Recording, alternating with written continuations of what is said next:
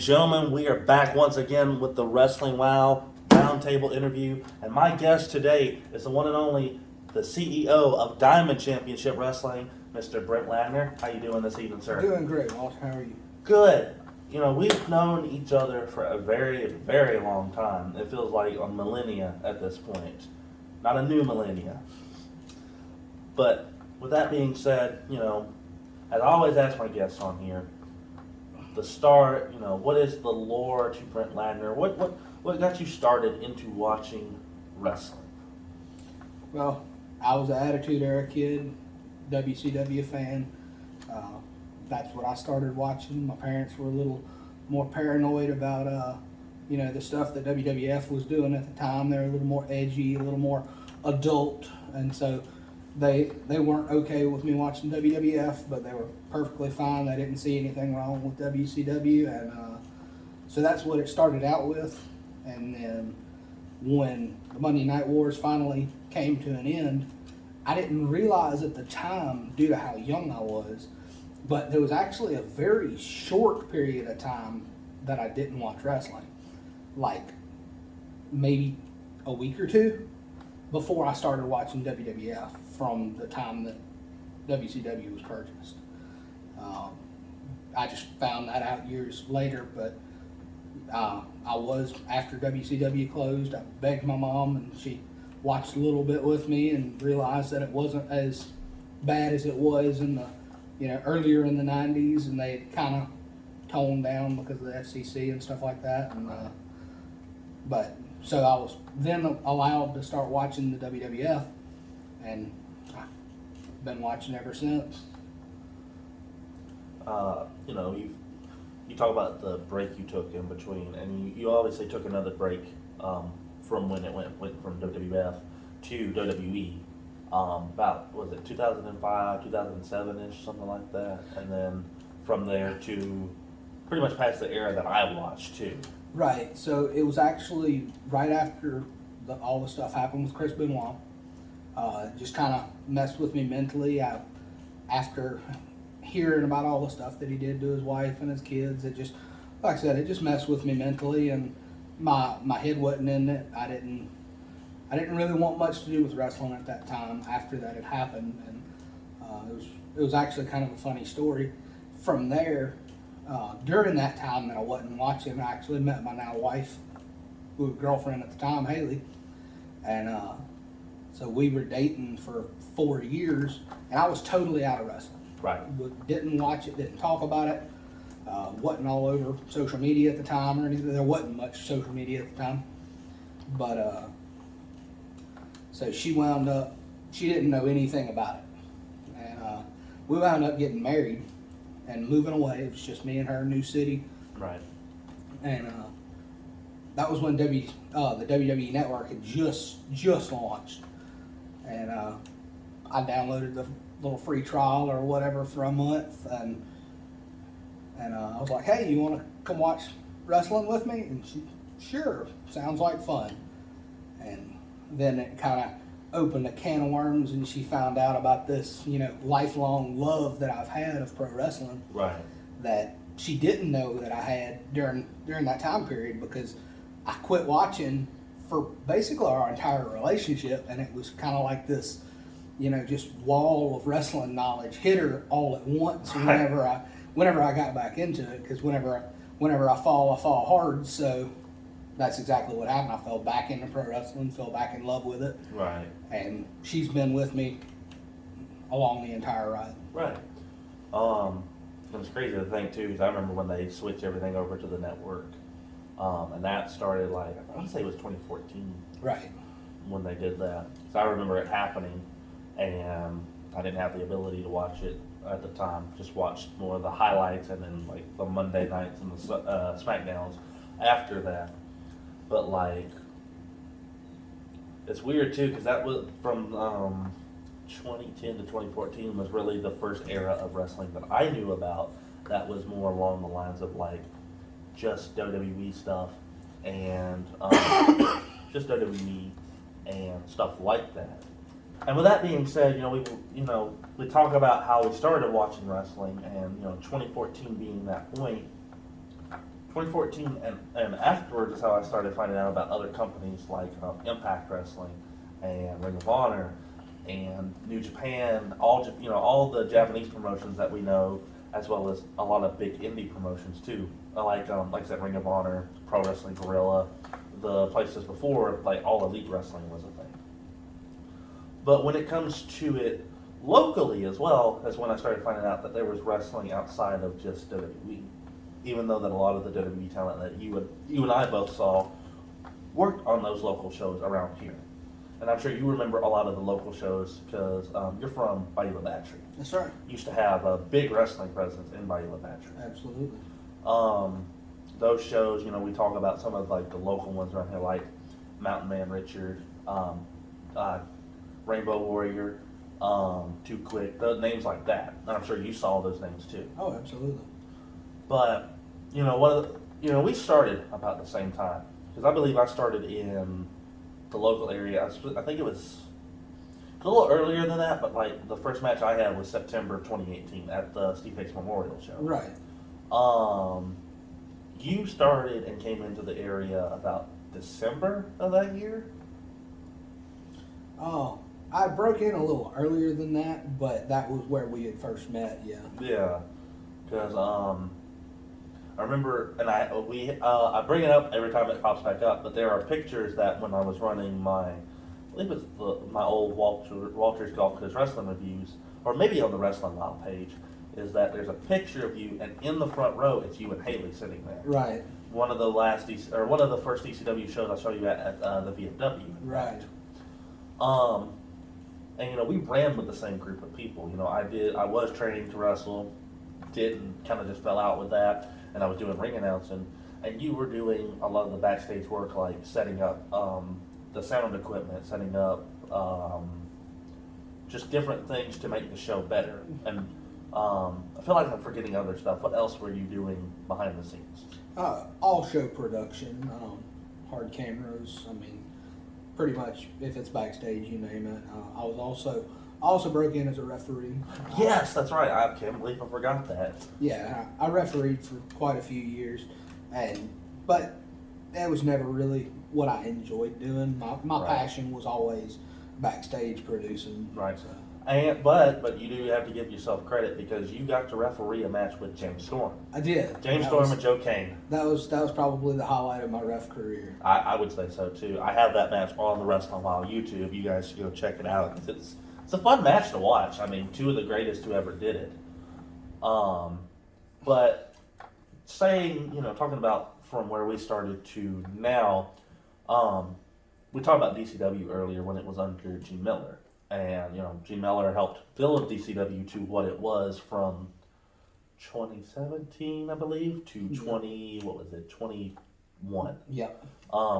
You and Tommy Wetjim became co-owners of DCW, is that correct? That's correct. And you run the day-to-day operations for it. Absolutely. How did that get started? So it was actually kind of funny. I was with another company. I was co-owner of another company, and just things were being done that I wasn't really happy with the way things were going, and I decided it was time for me to step away from that. I just wasn't very happy. Right. And during that same time, Tommy had actually reached out to me, and he had this idea of he wanted all the different promotions on the coast to kind of like work together. Right. And he wanted to do with the wrestling community, like he did with the gaming community and Gamers and Geeks, and actually, create like this symbiotic relationship between all the different local promotions. Right. And, which in theory was a great idea. Right. And I was on board with it. Right. But being in the business, I knew the likelihood of it working and the toxicity of the wrestling business. Right. The likelihood just was never there. Right. But I was with him.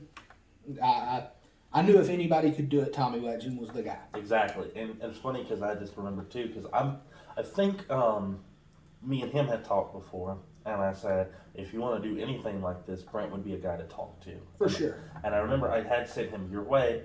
And anybody trying new ideas, especially in wrestling and local wrestling especially, is kind of if not outright hostilely looked at, it's looked at with kind of hesitancy of like, the old ways, they're old ways, but they still make money. They still draw. Why fix something if it don't need fixing? Right.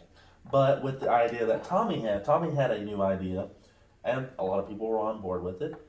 But seeing what DCW is now, getting ownership of it in 21, was that always the intention with what it's become from where it started to what it is now? So, just to back up a little bit and continue the story of me and Tommy.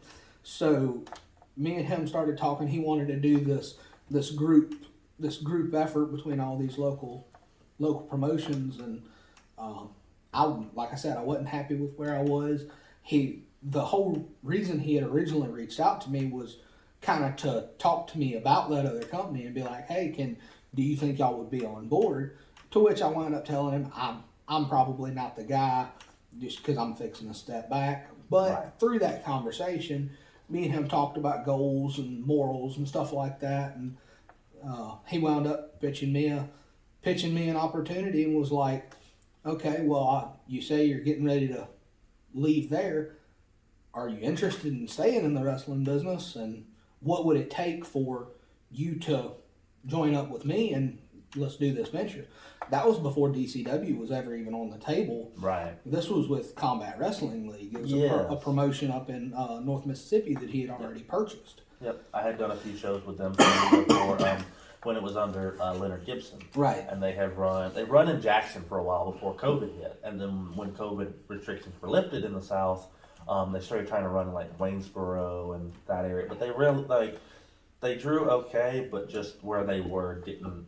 Right. It drew, but where they were didn't drew. If that makes sense. And it was a hard time for pro wrestling right then. Oh, yeah. It was hard for anybody to draw during COVID. Oh yeah, I mean, like even during and post COVID was very very hard. We live in a little bit better time now where people are still safe, but people are like they weren't as hesitant as they were back in 2020, 2021. Right. Even exactly. early 22, they were still like, For sure. And I remember that too because Combat had they had made a post about it and they were like, "We'll come back stronger, better than ever."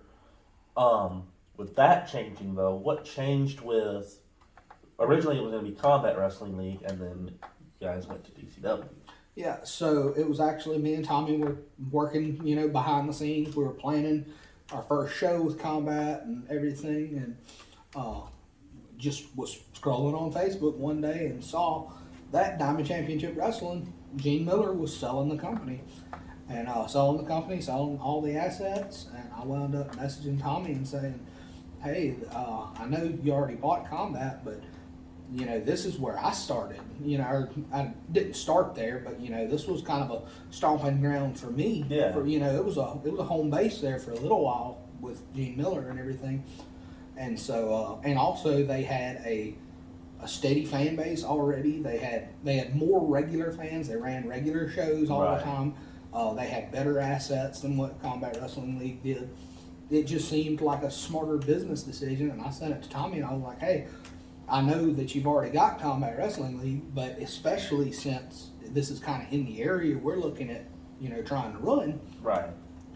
I think Diamond Championship Wrestling would be a better option for us. Right. And he was like, yeah, I think that's a great idea. And so we talked about it and wound up purchasing DCW.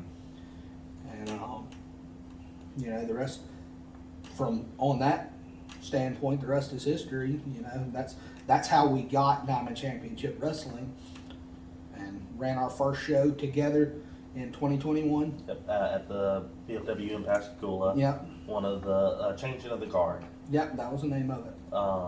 And through there, because I was pretty much at every show until parted ways, Right. which I've discussed here on the channel, on the social media, I should say. But from the start, because I had been with DCW just as backstage help, as somebody who was security, doing reviews, video, and stuff like that, and to be brought into that also as at the time the ring announcer, still doing interviews, backstage stuff was cool. It was cool to see something changing And even at the time, it was changing, but it wasn't changing because a lot of stuff was still kind of, like you said, changing on the card essentially to try and smooth transition. There was a transitional period. Right. Your first big moment for DCW was Night of Extreme. I would say probably the first big moment was New Beginnings, the show right before that. Where we had originally had Blanco Loco versus Gato. El Psycho Gato. Yeah, we had that match scheduled, and due to a flight issue, Blanco could no longer make it. Right. And so a few days before the show happened, I wound up being able to make some phone calls and stuff and managed replacing Blanco with Fuego del Sol. Which was He was under contract with AEW at the time. Right. So for the area, that was huge. Oh yeah. Because nobody had booked a, semi-well-known wrestler that wasn't, an old hand, if you will. Right. It was still very much old school territory at the time. Anytime anybody was bringing somebody in, it was Bullet or Rock and Roll Express. Right. Or when Gene started, he brought in the Honky Tonk Man. Right. Exactly. And it's kind of crazy to think about it. That Diamond has brought in so many people that do have a name, whether, like you said, be an old hand or a new hand. For sure. It is. It's Diamonds, either of the past or the future. Absolutely. And you bring it up. Fuego del Sol and El Psycho Gato had an incredible match that night too. One of the best, probably, in Diamond Championship Wrestling. It's on Wrestling Wow. It's on the DCW YouTube. It was a great match. Yeah. And I was there for it too. So personally, like in all of the moves that they did, every bit of wrestling was amazing. Yeah, it was a great little story that they told where Gato was trying to get Fuego to get him an AEW contract. That's why he was mad at Gato. It was a pretty funny little story, but it was a good match too. It was. The next month after, that was the big moment. The really big moment. I know there's if you want to talk about it, originally wasn't supposed to be everybody that you had planned to come there. Right. Originally there was supposed to be Sabu and the Sandman. Right. But what we ended up getting, which depending on how people look at it, maybe better, maybe the same, was Al Snow and Tommy Dreamer. That's right. Al Snow came in and did a seminar for everybody that day, which was incredible. If there's very few talking heads in the business who didn't make it as far as other people did, but have a mind more so than probably those people who have made it. Right. And it's Al Snow and William Regal are the two that I can think of off the top of my head. Both of them guys are some of the best minds in the business. Al Snow did a great seminar. He talked about how to be a professional wrestler, but also more just how to live it. Right. But what people didn't expect to see happen was Tommy Dreamer making a DCW appearance. How crazy is that in the grand scheme of things now? What is, that's a legacy moment right there. Oh, 100%. Just to say, like, before we even get to the point of talking about after that and then like the Bullet and everything like that, Tommy Dreamer in DCW for that night was, you and I were both there. Monumental. I was standing right in front of you when it happened. You heard how the crowd went. Right. What was that like for you, at least? So it was actually kind of funny how it all panned out. I'm going to back up a little bit on this. So you mentioned it was originally supposed to be Sabu and Sandman. Mm-hmm. Excuse me. It was originally supposed to be Sabu and Sandman. Right. We had originally planned for Sandman to come at New Beginnings. He had a flight purchased and everything. Right. Sandman was going to make a surprise appearance at New Beginnings. He had a stupid early flight. It was like 3 or 4 in the morning, and he wound up. It was like mega COVID restrictions still. So he wound up getting to the airport. He was fixing to get on his flight, and he tested positive for a fever. They wouldn't let him get on the plane. Right. So wound up refunding the flight and everything. So that particular thing was a bust. Right. But the plan originally was to unveil our show for February, which was Night of Extreme. Right. It was kind of a ECW tribute show, if you will. It was kind of the plan behind it. Right. And so we were going to get Sandman to show up toward the end of New Beginnings in January. Right. And, drink some beer, cane some people, say, next month right here in the VFW, Night of Extreme, I'll be there. That wound up busting because he wound up having a fever. Right. Okay, so on the fly, I had to change things up. Mm-hmm. I knew we were going to bring in Sabu. So instead of doing anything with Sandman, because at this time COVID was still very new. You didn't know, if somebody did have COVID, you didn't know if they would make it. Right. I mean, just being genuine, it was very deadly, and of course you would hope that everybody was going to make it through and everything, but there was so much unknown about it, and it's really gonna, throughout history, I think that's gonna wind up, the knowledge of that is gonna wind up dying down as to how serious COVID really was. Right.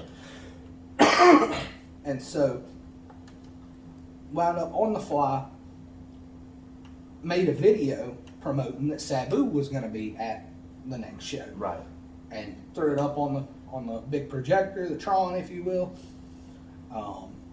Fans popped for it, thought it was super exciting, Sabu, and then we announced we were going to do a meet and greet with him and stuff like that. Fast forward to Night of Extreme. We still, Sandman was still out because he was dealing with COVID. Right. And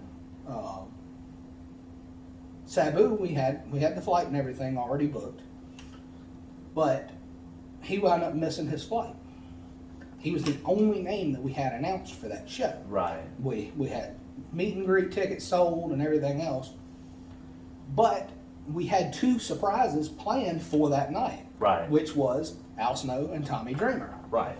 And we were planning on doing that totally unannounced, because the mindset that we took is we would rather surprise people and give people a moment than announce everything and have a huge crowd on one night and then ticket sales wind up dropping the very next show. Right.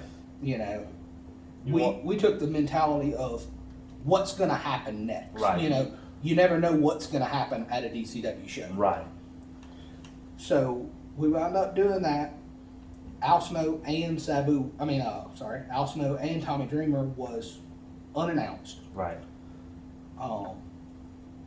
Throughout the night, we were waiting on Sandman. He wound up texting me or calling me something, saying he had missed his flight. He wasn't going to be there. Right. I had already sold meet and greet tickets and stuff like that. So on the fly, yet again, had to make a decision. What are we going to do?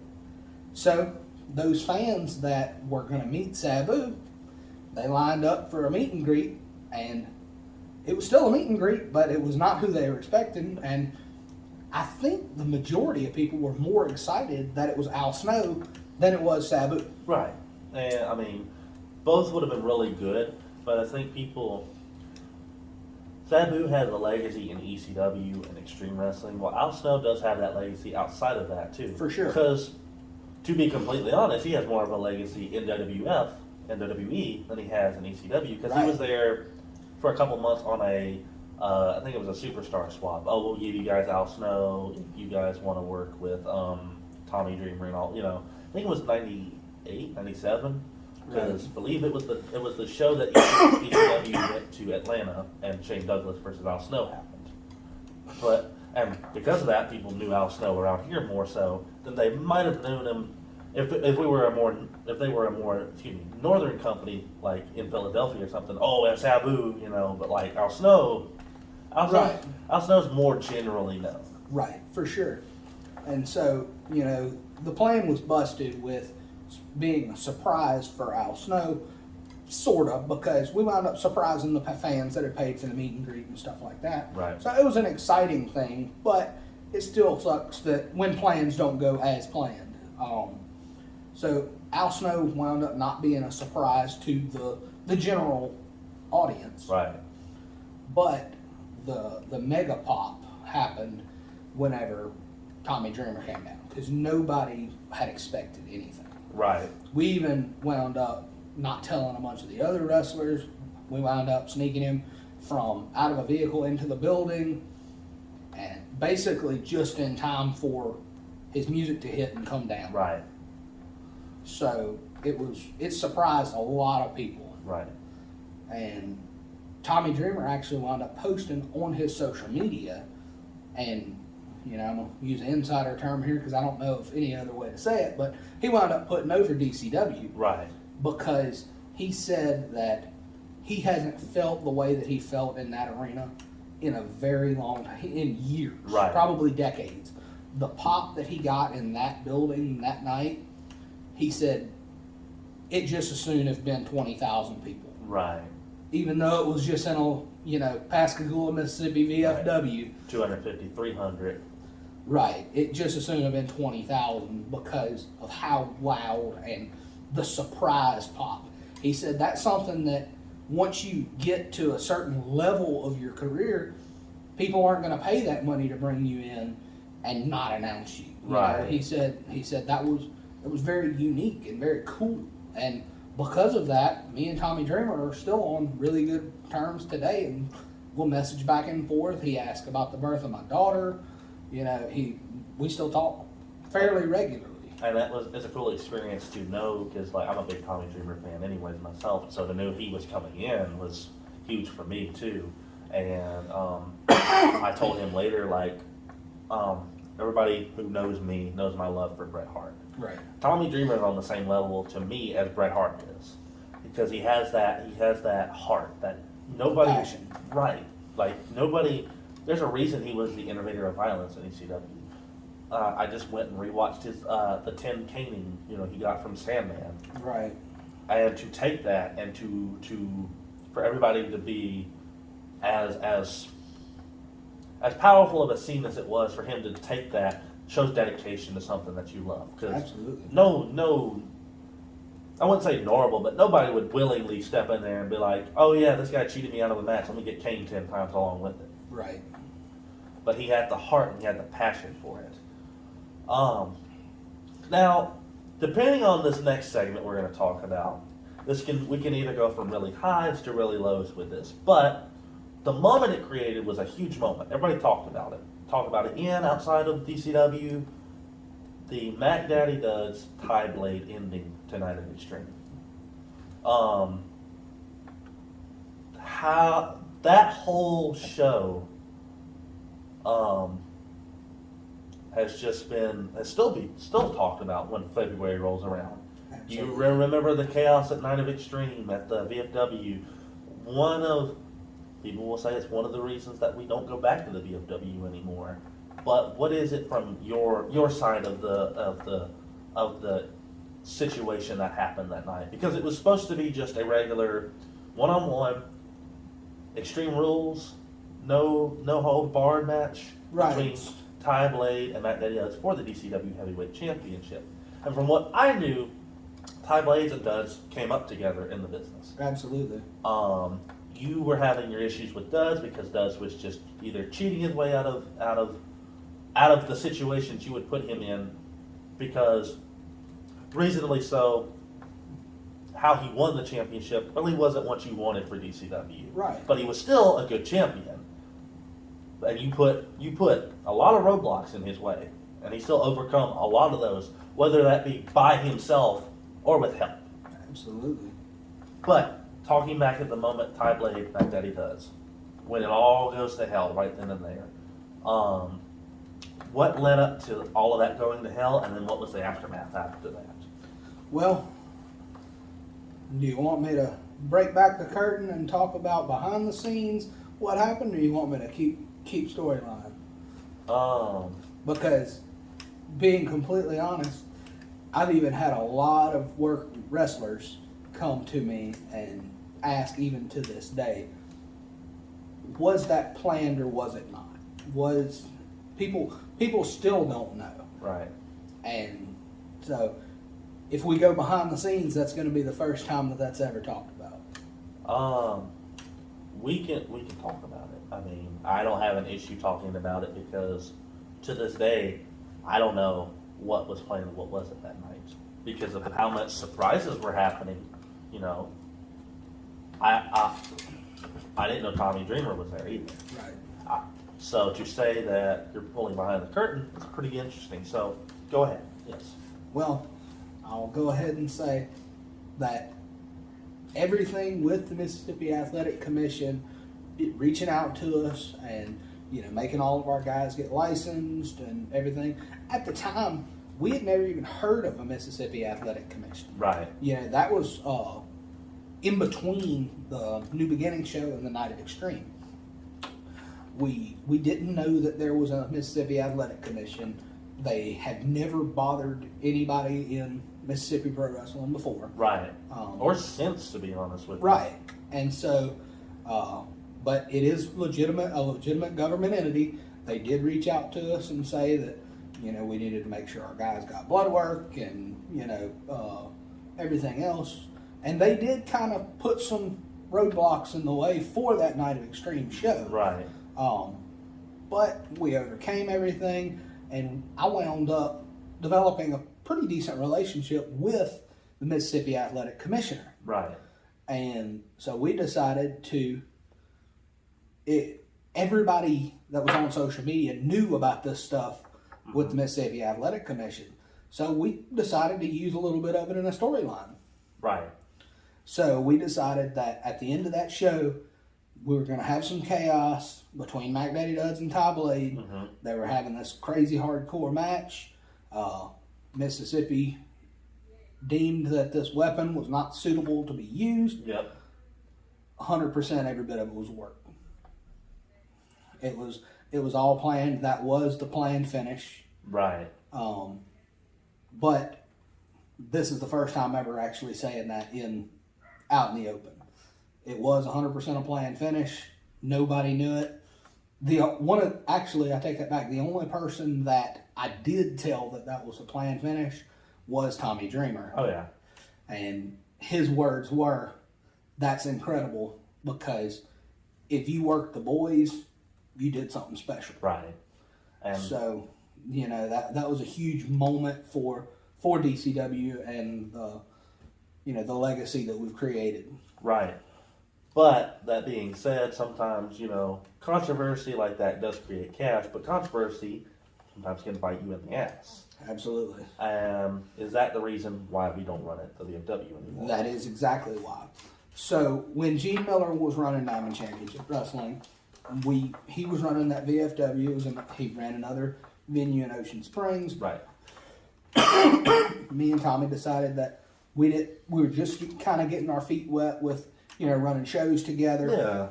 We didn't want to take over both venues at once. Right. So we decided Pascagoula was the one to keep. Right. And so we kept Gene's original dates.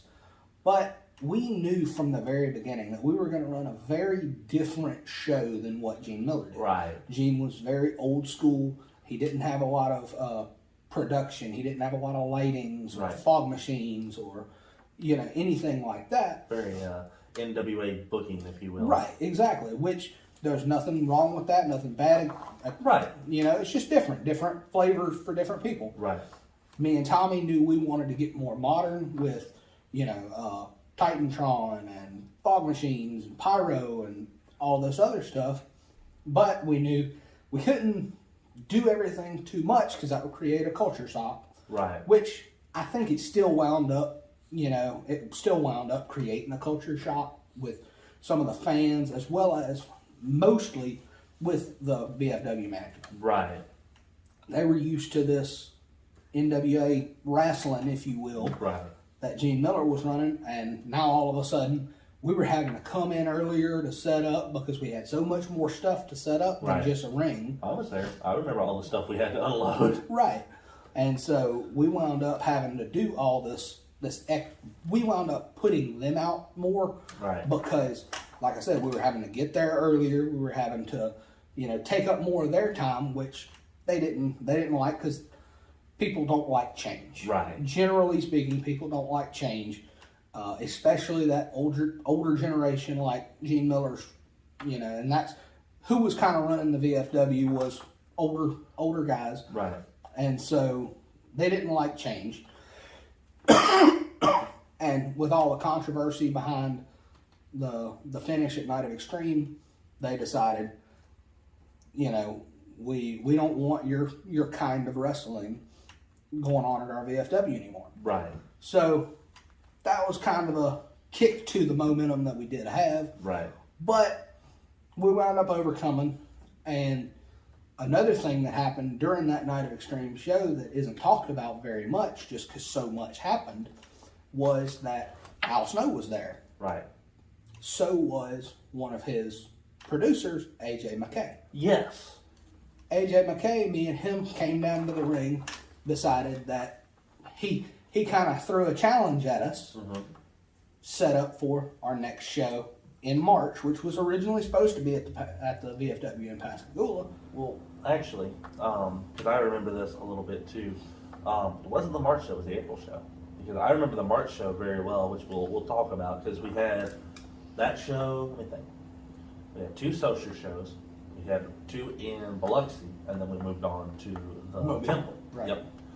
That first March show was the first one we did in Social, which was the, I'll think of it in a minute, the one we did for the Percy Pringle Memorial Gauntlet. Right. The one in April is when the OVW guys came in. Right.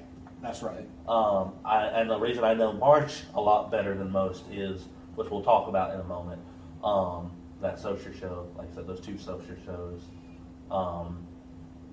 But I believe it was for the April show. Did it get changed to April, or was it originally supposed to be March, or something happened?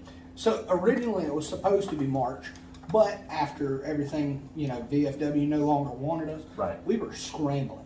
So in order for all the logistics of that OVW DCW crossover show to happen, we wound up pushing it off to April, because at that point we were lost in translation. We didn't have a home, metaphorically speaking. Right. We didn't have a venue that we knew we were running at. We had to scramble because we already had dates lined up that we knew that we were going to run, and we had certain guys booked on those dates, and trying to change the date of the show would have been just as hard, if not harder, than trying to find a venue to match Right. that date. So we kept the dates that we had originally planned on, but we pushed the OVW show to the following month. Right. Because we had found out the venue, we knew kind of their rules and stuff like that, and we were a little more. We kind of toned it down compared to Night of Extreme, because as new management, it was we kind of were minding our P's and Q's, if you will, because we had just been kicked out of the VFW, and we didn't want something like that to happen again. We were trying to find a new home. Right. I will say, that being said, however, that March in Social, that show still had its moments too. Absolutely. Because if you remember, that is the night I got put through that box. Absolutely. That little stage y'all set up for everybody to stand on, whoever had won the Percy Pringle stage, which was won by Blue Bolt. O'Malley put me through it. Starting off a chain of events that we'll talk about more so coming into more the Mobile shows as well. But that first Social show, I'm sure, was a rough one to get through. Yeah, for sure, because if anytime you're coming into a new venue, there's just certain hurdles you've got to overcome, because you don't know what your locker room area is going to look like. You Right. don't know. You don't know if you're allowed to do certain things, or like for instance, we were running fog machines and pyro in the VFW, and the social building had very sensitive fire alarm system. Right. That we couldn't, if you so much as just hit a vape in there, that fire alarm system would wind up going off, which Right. that actually wound up happening during the show. Yep. But, we couldn't do a lot of the same production that we were doing. So in that sense, we kind of had to take a step back for DCW. Right. But, you know, you work with what you got, and we made it through it. Very grateful, even still to this day, that Social Hurricane Shelter was, you know, we were able to find that building. Oh, yeah. And we had some very memorable moments in there. Mike Jackson, Cody Deaner. Oh, yeah. Zane BTY Stevens' Diamond debut. Yeah, we had a lot of great moments, even though it was, you know, kind of last minute and it was a little further of a drive for fans and stuff like that. It's still, you know, like I said, I'm very grateful for that time. And a lot of those fans that were dedicated still came out there too. Right. And that's incredible to me. And then moving on to the April show, where we had our, at the time, the OVW guys come in. Yeah. Which was Tony Gunn. Shotgun Tony Gunn. Tony Bizzo. Cash Flow and Dimes. Yep. As well as AJ McKay was there too. Right. And that was, at the time, all of the stuff that from the incident with me and the stage led to me getting the general managership of DCW. Right. Which, for better or for worse, which we'll talk about, was an interesting time for me as well. And that April show was my first show as general manager. Heavy is the head that wears the crown, and that sure was a show to prove it. I mean, we had so many moments with, like, Tony Bizzo after his match with Chase Matthews. Was not happy how that match went, because I changed the decision of it after he cheated in the match, and I almost got put through the box again. But luckily, and I still thank him every so often, AJ McKay stopped that from happening, because AJ McKay, if nothing, is a gentleman from OVW. As well as saw Shotgun Tony Gunn take on, was it Van Vicious, I believe? I believe so, yeah. And an incredible turn of events, you know, Cash Flow and Dimes, they beat the Southern Stretching Crew for the Tag Team Championship, took them to OVW for a little while too. Yep. And then we saw Cash Flow take on Duds later in the night for the championship, but Duds once again able to get by through the skin of his teeth. Well, Duds actually wound up losing that match because it was a non-title match, you remember? I thought it was a championship match. Nope. He wound up, it wound up being a non-title match, and Cashflow actually wound up beating Duds for a non-title match. So would you say that Cash Flow still owed a championship shot? I told him anytime he's ready, he's more than welcome to come down. Now, from the shows, we go from Socher to Biloxi. Biloxi's a huge city. It's not even it's not a town like Socher is. It's a city. Right. The first show DCW does in Biloxi is an all-women's show. Well, all-women's show, which we'll talk about in just a second. That by itself is an incredible thing to hear along the Gulf Coast, because women's wrestling around here was not really particularly taken as seriously as it has been now so in the last, like, 2 years. Right. To be perfectly candid with you, before me and Tommy took over DCW, women's wrestling on the Gulf Coast was pretty well non-existent. Right. That was actually something that I kind of took on as a passion project. It was kind of during the women's revolution thing going on during WWE, and I saw the potential and knew that women's wrestling on the coast needed to be updated. Right, modernized. Right. People needed, on the Gulf Coast, needed to see good women's wrestling, and women need to be seen not as a sideshow act, not as, you know, just a pretty face, but they can actually wrestle. Right. And a lot of them can actually wrestle just as good, if not better, than the men. Right. So that was something that I personally had a goal in mind whenever me and Tommy started taking over DCW, that I wanted to have at minimum one women's match on every single show. And that streak actually did wind up ending, but for the majority of shows in DCW history since me and Tommy have taken over, we've had at minimum one women's match. Right. And that show in particular was the Queen of Diamonds to crown our first ever DCW Women's Champion. Right. Which there's a little bit of animosity that I had developed because after, planning for that show, because, people throughout the wrestling business talk, people that are inside the business. And there were so many people that wound up telling me that, oh, you can never do that, it'll never draw, it's not, you're just going to waste a bunch of money. Right. Basically still treating women's wrestling as a sideshow act. Right.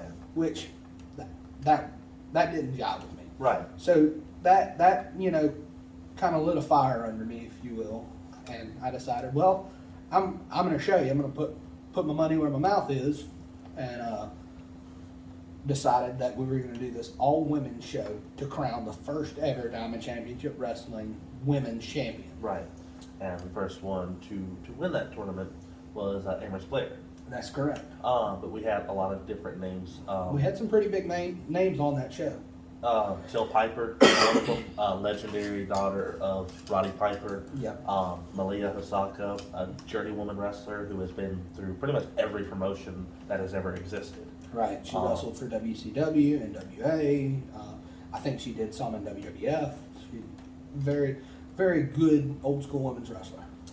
Alicia Edwards was also Alicia a part Edwards. of it. Which, talking about that, leads us into the second time, funnily enough, that Tommy Dreamer was able to show up, which on an all-women's pay-per-view, mixed tag team match, that's pushing it a little bit for an all-women's, that's why I said in the quotation. Right. But was a good surprise. It was him and Alicia versus Demos and Piper, and it was a good match. It was a good match to watch. It's on the DCW YouTube. Yeah. It was a good way to kind of break up the monotony, if you will, of all women's wrestling. So it was just something that would give people a little bit of variety, but while still making it focused on the women. Right. And it was like I said, it was a good match. It was a good idea. End of the night, Amherst Blair, first ever DCW Women's Champion. Yeah, she wound up defeating Malia Hosaka in the finals. Right. And with that being said, the show after Biloxi, going back just a sec to the Queen of Diamonds, that was a big moment as well. Another historical moment, if you will, for DCW. Absolutely. For the next show, you guys are even stepping up further than that, because if there was a way to describe the show, toxic behavior, everything that could go on at that show did go on. You had legends, you had people who were going to be in big companies soon, you had an invasion, you had women's action, you had pretty much everything you wanted in a wrestling show. Absolutely. Toxic behavior, we saw Brian Cage, we saw Chris Masters, we saw the Rock and Roll Express, we saw Victor Benjamin, we saw Chris Black, when he was still running his SCW promotion, came in and kind of blackened an eye on everybody, just out of, the Chris Black way, Right. I mean, hey, he made a statement. So For sure. That show, you also saw Mustang Mike return, as he was there earlier in the year for New Beginnings. Or, no. the December show. Yeah. Because Wes Warren was there for New Beginnings. Yep. But that being said, too, what went into the show for toxic behavior, and how was it leading up to it, during the show, and after it as well? Because we had a lot of talent back then. Oh yeah, it was unreal. We decided to take a little bit, change our tactic a little bit, because with the Queen of Diamonds show, we had the surprise of Tommy Dreamer, and we had the surprise with Al Snow and Tommy Dreamer in February. Right. So we kind of were testing the waters to see if it would be better. So we kind of, for toxic behaviors, we wound up just kind of showing all of our cards. Right. Just to see. And we wound up advertising Brian Cage. We advertised everybody. It was a new city, a new venue, and we knew that the likelihood of us getting as good of a draw as we would like in Pascagoula, where we've been running consistently, it was smaller. It was a new venue. We had only been to that whole city one time. Right. And it was in a different building. So, like I said, we wound up advertising everybody. Right. And so, it wound up paying off for sure. I mean, one of the biggest crowds I've seen. I mean, it was an incredible night of action. I mean, like you said, Victor Benjamin and Brian Cage. Brian Cage is now in AEW. Yeah, he was in AEW at the time. Having an incredible match. Right. We saw the Rock and Roll Express. Yep. Probably two of the best who's ever done it. Against with Brimstone and Mustang Mike against Mac Daddy Duds, John Taylor, and Boss Move Security. Another great match. We saw Chris Masters versus Van Vicious. We saw Cyrus LeVay in one of his last DCW appearances. We saw a lot of people that we saw, like I said, just a lot of people. The debut of Cody King for DCW. Exactly. That's something I wanted to ask earlier for the Night of Extreme that has never been said before, and I want it to be clarified because I love what Cyrus LeVay has done for the wrestling business. Oh, 100%. You still owe Cyrus LeVay a championship opportunity. Yeah, yes, I do. I know that right now Cyrus LeVay has retired, as far as I'm concerned, as far as he's concerned, as far as everybody knows, basically. But if he wants that title shot, are you going to give it to him? Absolutely. As soon as he's ready to get back in ring shape, if he's ever ready, all he's got to do is shoot me a message or text, and the floor is open for him. But me and him have spoken a little bit, and I think his career is probably genuinely, done for as far as that goes. But just like the old adage, never say never, is definitely the case in the wrestling business. Oh, yeah. But yeah, if Cyrus did win that table match, and he was 100% owed a title shot that he never got. So. And with that being said, talking about toxic behavior, we moved from Biloxi to Mobile, which is now still technically the home for DCW, but the first Temple show, Mobile City proper, not only outskirts, downtown Mobile, at the Temple, probably one of the most iconic arenas for DCW. Now thinking about it, that first Temple show is still kind of hazy to me. I don't know if you remember it better than I do. I'm sure you do. Transitioning from Mississippi to Alabama must have been, if not difficult, different. Yeah, it was definitely different, but we had decided, me and Tommy had talked about it, and we knew that both of us being from Mobile, the Mobile area, being from Alabama, that it seemed at the time, because we were having the venue hop so much, just due to, the VFW not wanting us to be there anymore, and then dates not lining up, and, availability for these other buildings and stuff like that. So we wound up with the two shows at the Temple, Socher, right. And then we had two shows in Biloxi, but the two shows in Biloxi were two totally different buildings. Right. Two different parts of Biloxi even. Right. One was right on the beach, and one was more in the middle of the town. Right. So we realized that we were heading in the wrong direction, if you will. So we wound up leaving Pascagoula, and we went more into Mississippi. Right. And then we went deeper into Mississippi. Right. And so we decided that through all that, we were like, let's back up and punt, and let's try to go home. Right. So we started looking for some venues in, Theodore, Mobile, Tillman's Corner, wherever, and wound up coming across the old Scottish Rites Temple in Mobile, in downtown Mobile. Probably one of the few pro wrestling events in downtown Mobile to ever happen, besides for WWE at the Civic Center. Right. Mobile used to be a hotbed during the territory days. Oh, yeah. Expo Hall, auditorium. Right. So Mobile has a rich wrestling history. Yep. It's that trifecta town of Pensacola, Mobile, Biloxi. Right. And then loop back around Pensacola, Mobile, Biloxi during the Continental and Gulf Coast. Right. And those companies. For sure. And so when we wound up moving to Mobile, downtown Mobile, that created a lot of buzz.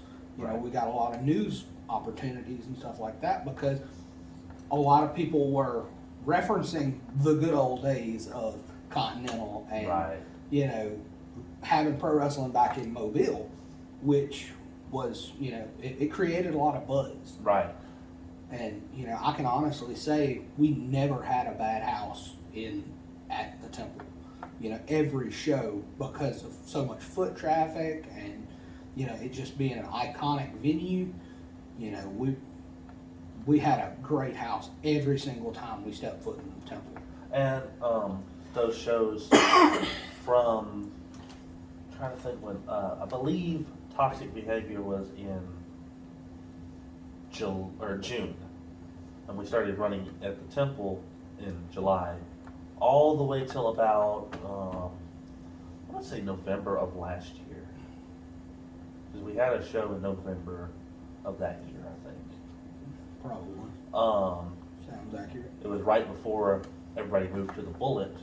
You had, I believe, a 2-day show. Right. And that was a huge show as well. I remember the Temple specifically for reasons that I'm sure you remember too, of my general managership. Absolutely. We had some great shows at the Temple. We did. That was also where I met my fate at the end of that box once again.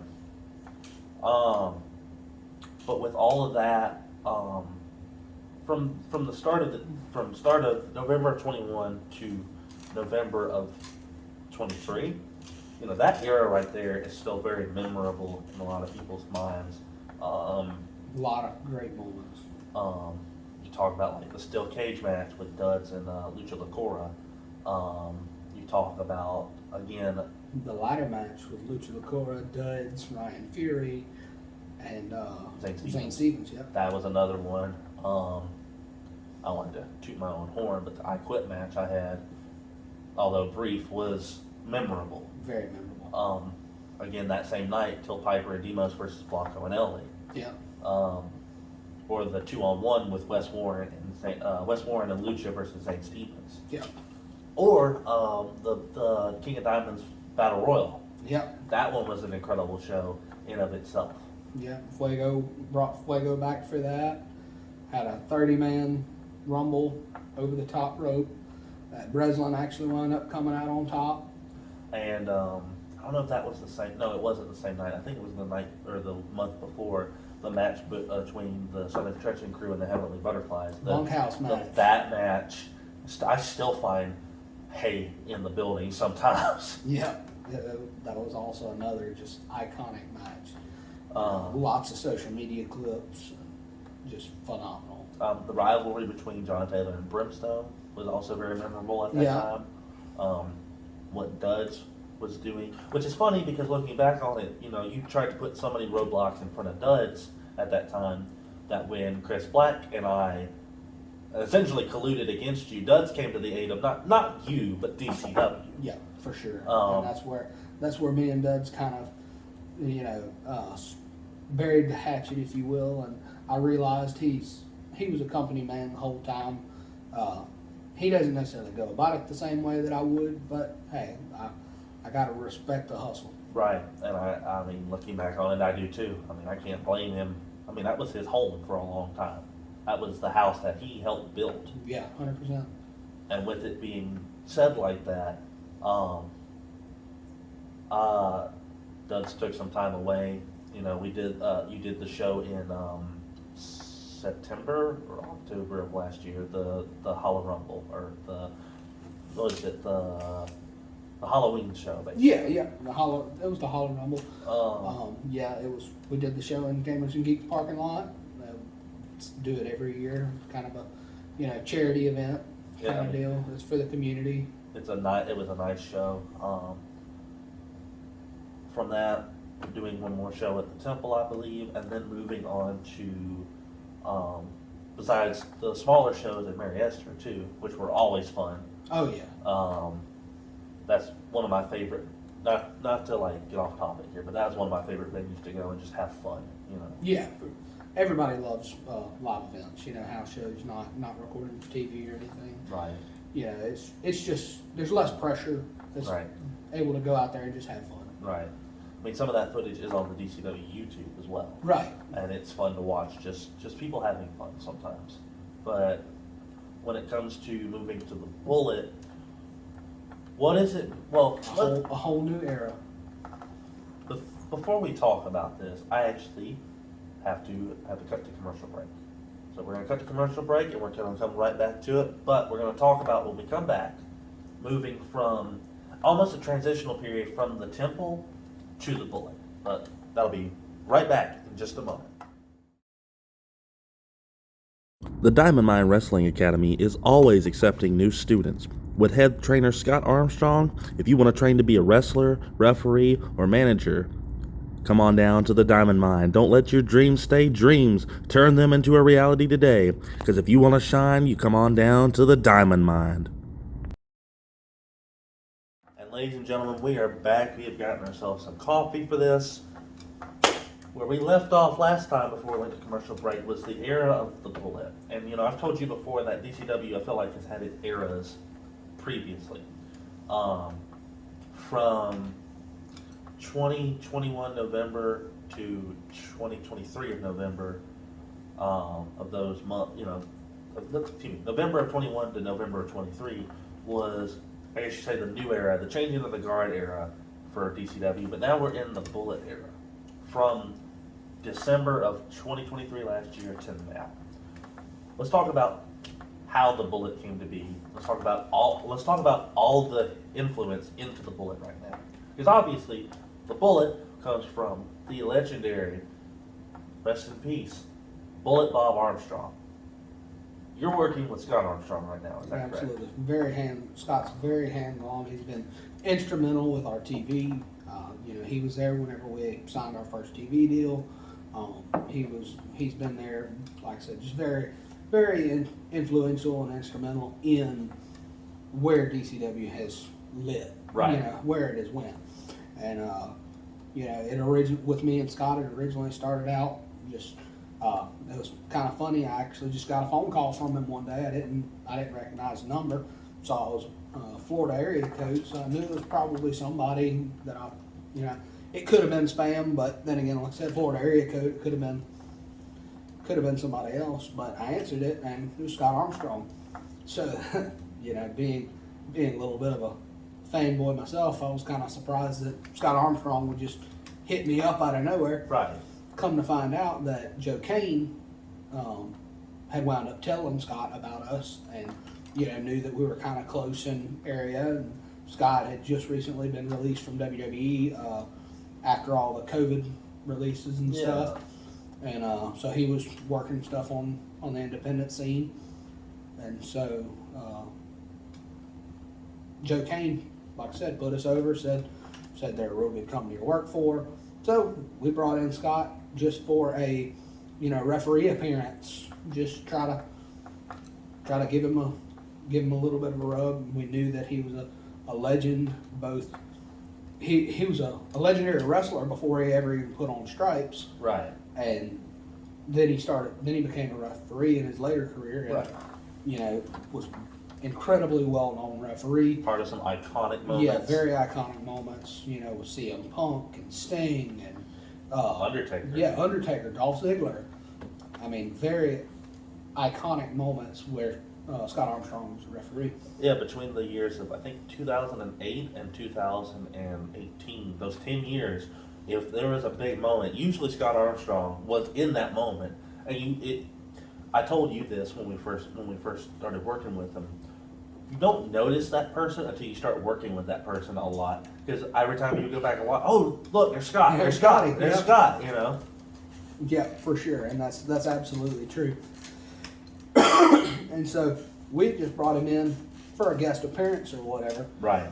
And then me and Tommy talked about it a little bit, and we knew that, like Al Snow and like William Regal, Scott Armstrong is one of those guys that has an incredible mind for the business. Right. And even after he quit refereeing for WWE, he still worked backstage as a producer, right, and an agent, and he was doing all these behind the scenes things.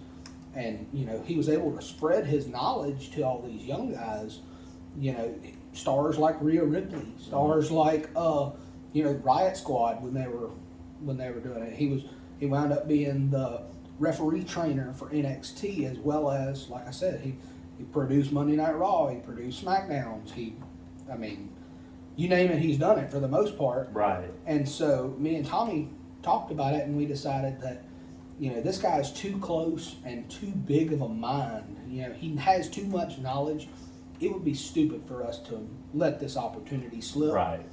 So I wound up reaching back out to Scott and said, hey, how would you like to start working with us full time? Scott was like, yeah, that sounds great. And we talked about a number, and we talked about, his role and what he would do. And we were just starting, we were getting ready to start TV at the time. Right. And so that's kind of what we were gearing up to do.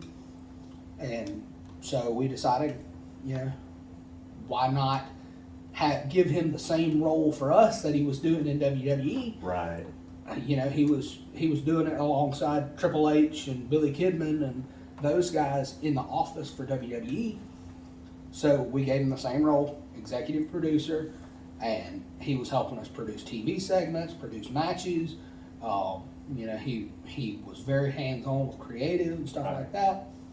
And so he held just that role for probably 8 months, maybe a year, somewhere in there. Fast forward to the era of the Bullet. Right. So we wound up reaching out to him. Me and Tommy, we had signed the lease on this new venue. We were finally, our venue crisis has been averted for the first time since we've ran shows. Right. We've got a home that, this is where we will run shows. This is the home of DCW. No more jumping from Pascagoula to Saussure to Biloxi to Foley to, this and that. Right. We've got our place. For the first time in 3 years. Right. So we said, we need to name it something. There's been some incredible names along the Gulf Coast that have came through and wrestled this territory from this territory. Right. And so we were kind of debating about it. And, we did the Percy Pringle Memorial. Mm-hmm. So we got approval for that from Percy's son. DJ. Yep. We got approval for that, and we were kind of tossing around the idea of, what about naming it after Percy? But then I said, during me and Tommy's conversation, I said, well, Scott's our producer. Why don't we, go for the biggest fish on the coast, basically, and let's see if he would be okay naming it after Bullet. Right. His dad. Right. And so Scott said, hey, I love the idea, but it's not just my decision. Right. He said, I've got brothers that also need to be in on it. Mm-hmm. Excuse me. And so, Scott reached out to his brother Brian, Mm-hmm. Road Dogg Jesse James, reached out to his other brother Steve, and they both, and Brad, rest in peace. He wound up reaching out to his brothers, and they all said pretty much the same thing. I'm paraphrasing, but as long as you do our dad and his name justice, we think it's an honor, and we think it will be a good way to honor his name and his legacy in pro wrestling along the Gulf Coast. Right. And so that's how the Bullet was born. Right. From there, we wound up, when we first started, it was just a empty warehouse that used to be a indoor RC track. Right. Which, it was no air conditioning at all, just a dusty, grimy warehouse. So there for a few months we didn't run any shows because all of our energy was being put in getting the Bullet ready for the grand debut. Yep. We ran our Hollow Rumble show in October. We did not run a show in November or December. Right. So we wound up painting the Bullet. We wound up, doing all sorts of stuff. Built Yep. a stage. I remember I was there helping too. Right. A lot of people helped on that. For sure, it was definitely a labor of love Mm-hmm. to get it to the point it's at, and it's still got work needs to be done. But as you just saw on social media, even the road dog Jesse James shared. He said the venue's looking nice. He's proud of it. Scott's proud of it. I'm proud of it. Yeah. It's like I said, it still has ways that it needs to go with updating some stuff. Right. And all that, but it's been a labor of love since the very beginning, and we're gonna do like DCW has always done and step up our game every single show. We're gonna fix something or make something better, and once you get complacent, that's not a good place to be in my head. I want more and to advance what we're doing every single show. And for a lot of people that they don't know, the Bullet is also a rentable building as well. That's correct. That was another thing we had discussed whenever we had rented the building, or whenever we leased the building, was that we wanted it to be not just a wrestling. It was primarily going to be a wrestling arena for us, but we also wanted to rent it out for wedding receptions or birthday parties or pretty much anything someone would want to rent a venue for. Right. For an affordable price. And we've had a few birthday parties and wedding receptions and stuff like that. It's still kind of a hidden gem right now, but I'm sure it'll wind up building more traction over time, and all's going to be well. Oh yeah, and being there, being in a building that you can call your own, is an incredible sentiment to have, because not a lot of companies on the Gulf Coast have their own venue. Right. They still have to play hopscotch with what buildings they can run at and where they can go and what dates and right. But I mean, you once told me all we have to do is just turn the lights on and turn the lights off now. Yeah, exactly. And with that being said, it must take a lot of stress off to have that building too, instead of having to play hopscotch like I mentioned. Well, I wouldn't say it's stress off, but it's definitely different stress. Yeah. It's definitely different stress because now, yeah, we don't necessarily, we only have a mortgage that we have to deal with, Right. which is great, but we've also got to deal with a power bill, water bill, internet, stuff like that we're having to pay for now that when we just rented a building we didn't have to deal with. Right. So there's all that. When something breaks, we have to fix it. We don't just go to the manager or whatever and say, hey, yeah, right, your hand dryer in the bathroom's broke. Now, if the hand dryer in the bathroom breaks, it's something that we got to fix. Right. So like I said, it's definitely different stress, but I definitely welcome that different stress because it is better than what we were dealing with before. Right. And we've seen some incredible moments just in the Bullet itself. We saw the Rapture return. We've had the Grappler number 3.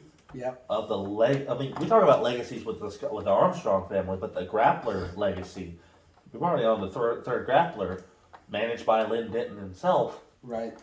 He was there at the show. Mike Jackson, they wrestled each other in probably one of the greatest matches at the Bullet. Yep. Truly one of the most, if you want to talk about wrestling matches, not like entertainment, but wrestling, that's the match to watch. Right. Very old school, very, whenever we had booked that particular match, that was our goal at hand. That was our inaugural show at the Bullet. Right.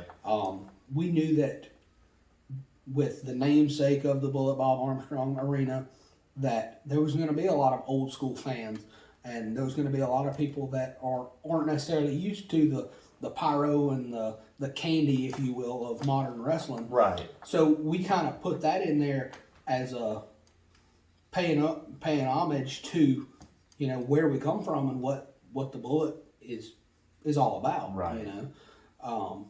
It's the Bullet's a special venue. We've got old ring worn gear of Bullet and Brad. We've got autographed pictures. We've got a lot of stuff that you can only see there. Right. And something that We haven't really talked about it at all because we've just been talking about the history of DCW.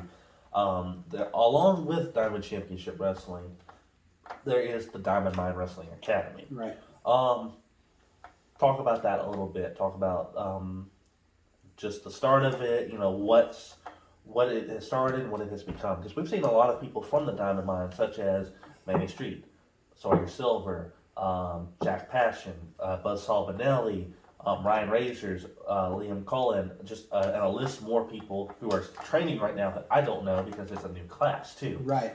Brooklyn Barrett as well, the current DCW Women's Champion. Kimber Fox, Kimber Asher Fox, Andrews. Asher Andrews. Many other people who have trained there as well. Because it's been, I mean, I've had some training there too. What's, like I said, talk briefly about the history, start, finish. So the name, the Diamond Mine Wrestling Academy, similar thing as with Diamond Championship Wrestling. The original Diamond Mine Wrestling Academy was ran and operated by Gene Miller. Mm-hmm. It was in Van Cleve, Mississippi. Which we saw people like, I'll bring up Chris Papps, Yep. Desperado Davis, I'm blanking right Blue now. Bolt. Blue Bolt, another great talent. People like that came from the original Diamond Mine, and who are still active on the Gulf Coast to this day. But this new Diamond Mine, not with Gene Miller, but with you, you've taken the history from the original Diamond Mine and molded it a different way too. Right. So that moving forward into that, it was very similar situation. We were kind of getting our sea legs underneath us. So when we first purchased DCW, we didn't have any training for quite a while. Right. One of the first people actually that reached out to me, my very first student that wanted to learn from Diamond Championship Wrestling, was who you now know as Brooklyn Barrett. Yep. She was the very first student. Yep. And through this time, I maintained communication with her. Mm-hmm. She was there at a bunch of our shows that we did. Yep. During that time period, I told her, I said, we haven't started training yet, but just keep coming to shows, stay in touch. As soon as we do, I promise I'll let you know. Right. And she was literally one of the first class from Diamond Mine Wrestling Academy. Absolutely. And the people who have made it was, Manny Street, Jackie Shadows, Brooklyn Barrett, and Daniel Fairley. Yep. The ref, Daniel Fairley. The tribal ref, Daniel Fairley. Those are the first class for DCW, and now, like I said, For modern Diamond Mine. for yes. modern. How proud of you are of that first class from the modern DCW? Oh man, I can't. Words don't describe it. I mean, they're all going all over the Gulf Coast. Brooklyn Barrett's working in Louisiana. 225. Right. She's wrestling all over the place. Daniel Fairley, same thing. He's putting in miles, reffing. I mean, you name it. SWO. Right.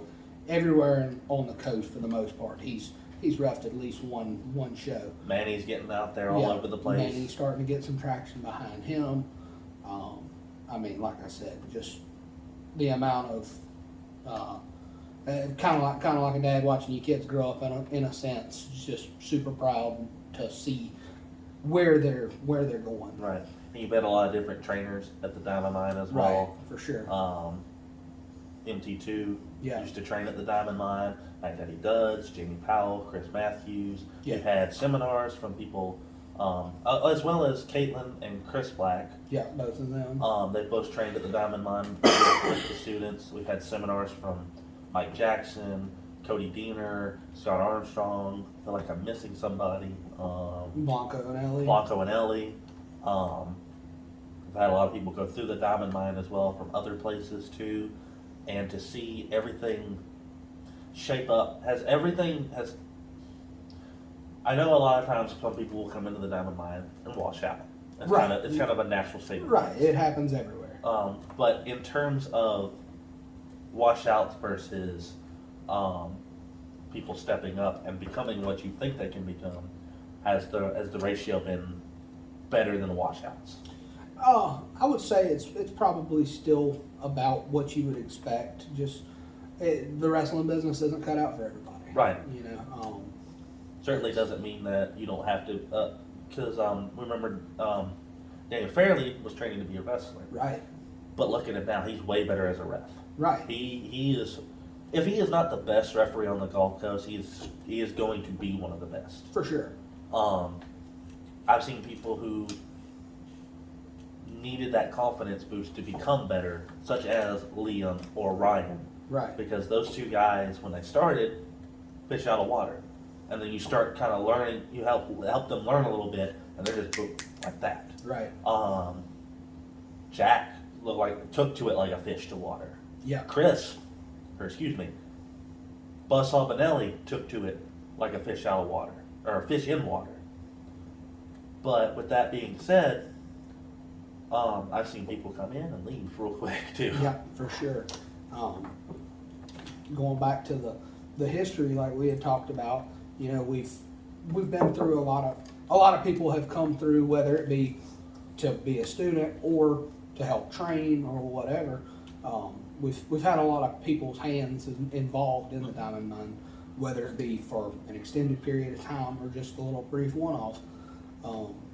A lot of different hands in the metaphorical cookie jar. Right. Of Diamond Champion, or of the diamond mine. And so as well as, and I don't mean to cut you off, but Zane Stevens and Lucha Lacora as right, well. both of them. And one more thing, I'm sorry. It really feels like, from when I was there and even looking at it, is that the Diamond Mine was very much a very inclusive place for multiple different forms of training. Oh, absolutely.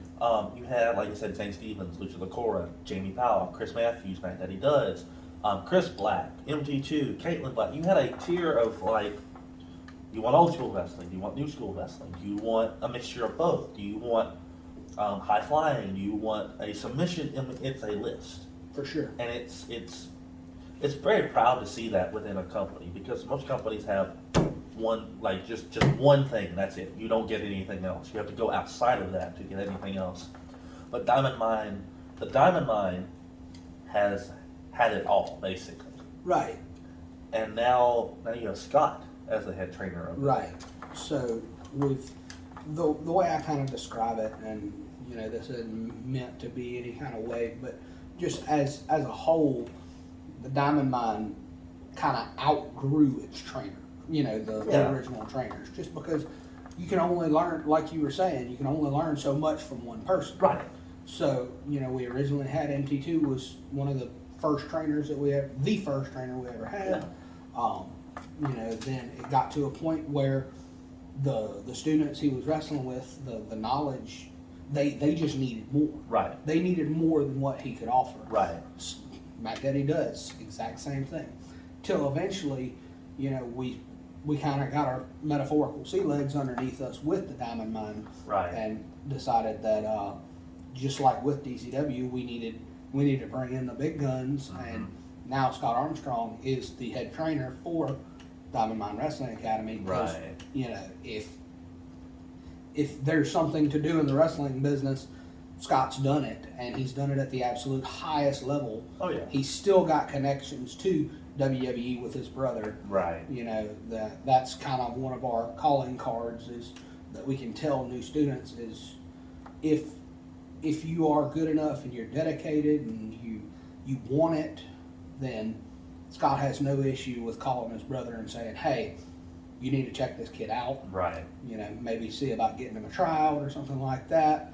And that's really all that we can promise you, is if you put in the work and you wind up putting in the work, then Scott will make that call. Right. And what you do with that opportunity is solely on you. Right. We've done all that we can do at that point. But Scott has gotten some WWE tryouts, and nobody's been signed yet, but that'll be a huge moment when that time does come, because I feel like it will. Right. But we've expanded. We were just training in one location. We've got 2 different Diamond Mine locations. Mm-hmm. It's kind of funny. Our very first training session, we wound up training under the pavilion of a local church. Right. So to see that that's where we started, that's where Brooklyn Barrett started, that's where Manny Street started, that's where Daniel Fairley started. Shacky. Right. That's where all those guys started, was literally, we had to set up the ring and tear it down every single training session. Right. For this church that was grateful, we were grateful that they allowed us to use this pavilion, that way we could still train if it was raining or whatever. And then eventually we wound up getting our own place that we could train in. It was an old a warehouse, smaller warehouse. And then from there, like I said, we've expanded. Now we have 2 different locations set up. Right. Students can have open ring time if we have a buddy system that as long as you have somebody there that you can work on new moves or new ideas or something like that. Right. It's a keypad entrance, so if you want to go try something new at any time, you're welcome. Right.